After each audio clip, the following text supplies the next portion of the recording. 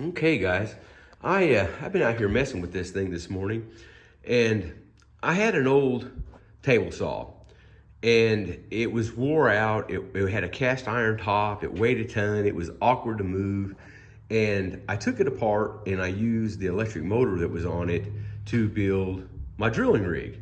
Well, the drilling rig worked fantastic. I drilled a water well with it, and the motor held up really well. It was a really awesome motor.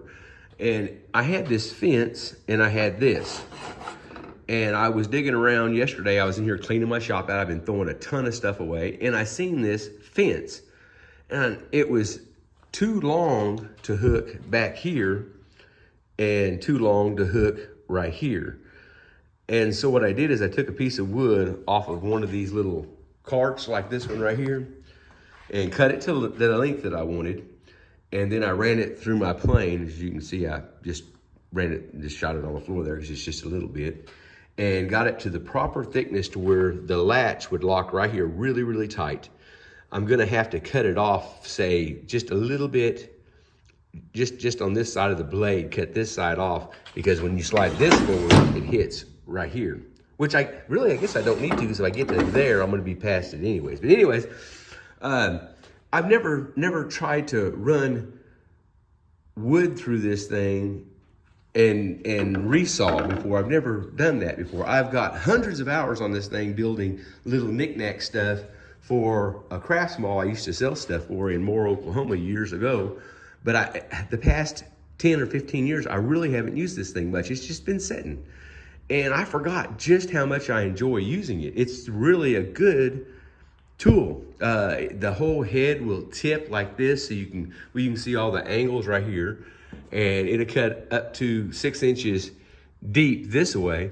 So when I get ready to build some of this furniture, if some of those boards are too thick that I'm going to be using, I can run them through this and then run them through my thickness planer and get them all the same thickness, so I'm not having to use, really thick boards. Like, see those down there? They're all, I cut them to the width that I wanted, the width that I wanted, but they're all different thicknesses. I just planed them down till they were just kind of smooth, just ran them through there and got them level pretty much.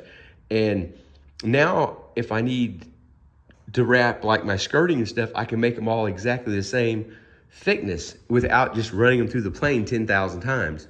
One thing I did learn is I'm gonna have to make a feather board. This is my first pass, and I figured out real quick that I gotta hold it really, really tight. Like I said, that was the first time I ever did this. And then this was my second pass. This side's got stain on it where I was trying some different colored stains, but that's gonna work really, really good. I've never done that before, and it was really easy. I just had to keep a lot of tension on it, pushing it against the fence.